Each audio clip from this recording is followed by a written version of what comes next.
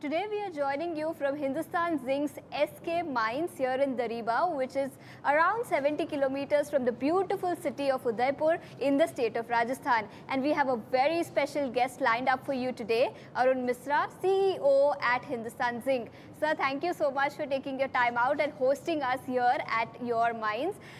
If you can tell us, how important is this mine for you? Let's start by that. How much reserves does this mine have? So this mine, SK mine, is world's third largest mine, and it produces roughly about a third of our total metal that we produce.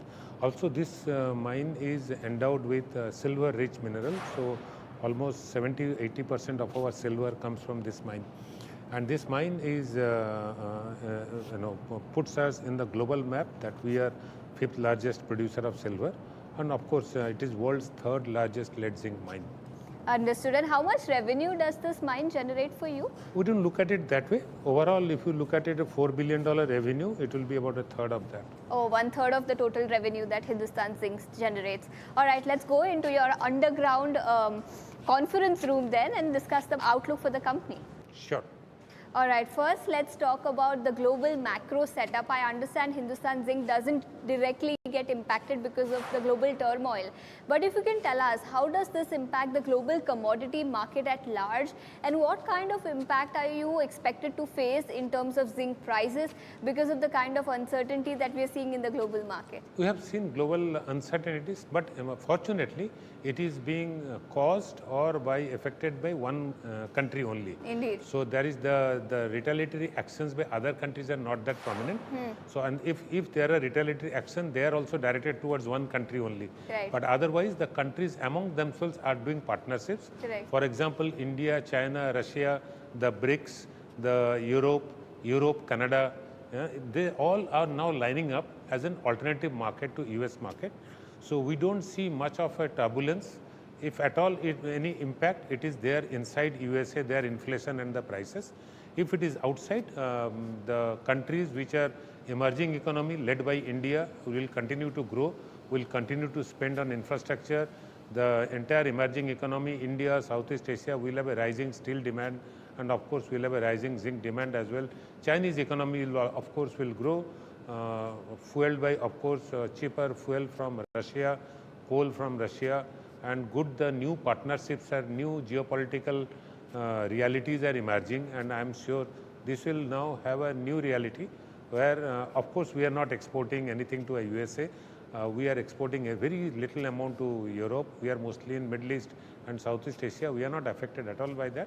But overall, if you look at the zinc scenario, yes, there are positive outlook reflected by rising LME prices in the recent past, and I am sure by the year end we should see a $3,000 kind of a price, which will bring back everything in the good time. Okay, so last time when we spoke to you, I remember you had given a guidance of 2,650 to 2,850, and now you're saying that zinc prices could touch $3,000 per ton in the near future. But since you spoke about Chinese economy, especially even after the kind of stimulus Chinese government has given, it has barely done anything, right? The stimulus has barely moved the needle. If you can tell us, because China is the biggest consumer of most commodities, what kind of impact will Chinese economy have on the global commodity market, especially for zinc? No, so Chinese economy fundamentals cannot be ignored. One, the huge consumer base, domestic consumer base that they have. Second, the basic size of economy. Even if China stops growing, their 4% growth is enough to eat up maybe 10 other countries. So their 4%, 5% domestic growth rate is wonderful for us. As far as China is concerned, currently you will see their domestic demand will shoot up, and they are all realized that instead of focusing so much of exports, they have to ensure that the per capita income within the country increases, and hence you are seeing the new realities of Chinese equation. When earlier they were looking only towards USA, now they are looking towards India, towards Russia, and towards Canada, Europe for partnerships. It's a new reality, and I am sure Chinese growth rate of 4 to 5%, Indian growth rate of 11 to 12% is good enough for all of us. Okay, and let's also talk about domestic demand environment that has remained resilient. Indian economy continues to remain strong. How do you expect demand to shape up going forward, at least say over the next 2 to 3 years? No, Indian economy, one is of course like China, our population base, rising middle class, and also a continuous expenditure by Government of India on the infrastructure. Now that has been also given another boost by consumer consumption by way of reduction of GST. Now that is also coupled with modifications in the mining laws that have been done. All in all, you will see this current reform of GST will spark domestic consumption. It will also help lots of secondary, tertiary users of metals going into the market and making consumer goods, which will impact steel industry and of course ourselves in the zinc industry as a addendum to that. Understood. And let's also talk about your 2x growth strategy, and you've announced a whole host of Capex as well for the next few years. Where does your capacity stand currently, and as a result of this growth Capex that you've announced, how much will capacity increase by? So currently we are at about 1.1 million ton capacity roughly. We are adding another 0.25 million ton of new smelter in Demerger, which we have announced for 12,000 crores and additional concentrator, and then the mine expansion that will take us to 1.35 million ton. Very soon we are going to announce another 700,000 tons or 0.7 million ton smelter or 0.65 million ton of smelter of zinc plus lead smelter. So that will add up to maybe 1.9, 1.95, so roughly about 2 million ton. And of course we will do debottlenecking of the current smelters to reach 2 million ton goal. We are planning to increase silver from 750 tons to 1500 tons per year. We are starting a recycling plant in Agucha of 10 million ton tailing recycling plant, which will add another maybe 150 KT of zinc to our total KT. So all in all, the plan is firm on 2 million ton. The investments have already been announced for the first phase. Second and third phase should be announced by November. Although these are phasing of ordering, while the actions are all on the ground, and I am sure in 3 to 4 years time we will see the volume of Hindustan Zinc not only change, also in the meantime some of our new critical mineral blocks will come into play. The offer to the market on metals will also change. Okay, and let's also talk about how do you aim to finance this Capex then? No, see, our profit after tax every year is roughly about 10,000 crore, and it's a matter of 4 to 5 years of projects, so it's about 50,000 crore. Altogether, we should be spending anywhere between 30 to 35,000 crore. So money-wise, there is no issue, and also we are a AAA rated company. We are generally net debt free company.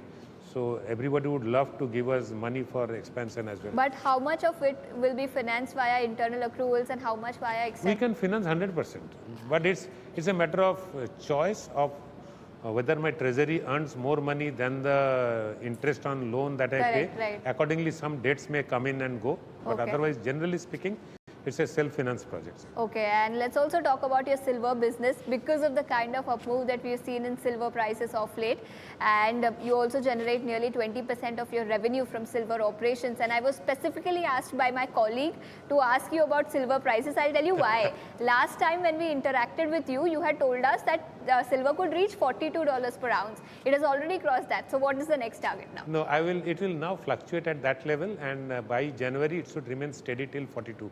Okay. If it can maintain 42 for say 5 to 6 months, then a new normal will be achieved, and after that the movement will start. So for now you're saying 42, it is expected to remain range bound in the near future for the next 6 to 8 months. Absolutely. Understood. And given the surge that we have seen in silver prices, do you have any Capex plans in particular for your silver operations? So as I said, when I have to put another 750 tons of silver, I have to put a silver refinery. Okay. So location, maybe this location itself closest to the mine. And of course we are putting the recycling plant from where again we will take out silver. And for any new smelter coming in, we will have fumer as a part of the smelter so that we can take out silver which is getting lost in the zinc circuit. Okay, and what about rare earth minerals? I understand you have already acquired a few blocks. The gestation period is long, but when do you expect it to fructify? So roughly, if the lease deeds are all done now, another 2 years of exploration, we should be able to in a position to start mining. So maybe 2 plus 3, about 5 years time when we said something coming out of the mine. Okay, and apart from zinc, silver and the rare earth minerals that you're working on, any other metal that you're looking to explore? No, so all the minerals that critical mineral bouquet that government has, and all that whenever they are coming in, depending upon the priorities, we are bidding for it. So of course we have got vanadium, we have got tungsten, we have got monazite, we have got potash. So we had got gold, but that has got cancelled. but we are looking at more gold properties. So we will, and also platinum group of metals, whenever they come, will be there. So I think our fundamentals are clear. We are expert in deep mining. We are expert in roasting, leaching, smelting. So any of these operations is applicable to any of the minerals, we are there. And yes, we will continue to grow in that space. And Hindustan Zinc was also looking to demerge its businesses. There has been no update since then. If you can clarify that for us. No, so right now, see, our hands are full. One hand is Vedanta demerger, other hand is Hindustan Zinc's own growth of 2x. So I'm sure a time will come when the sizes are such, when you are 1500 tons and all that, the size itself will demand a separation as a different business so that more focus can be given. But is government causing a trouble in No, they're all stakeholders in that business, right? So the risk appetite the private entrepreneur can have, government has different view. So the risks of the business, we appreciate, we understand in a different manner. So I'm sure that's why the size is also important. When you have a certain size, the same risks becomes minimal, and that is going to happen after expansion. So nothing on the table for now. Yes. Right now we are too focused on now this growth, critical mineral, how to bring in new metals. Enough of work in our hands now.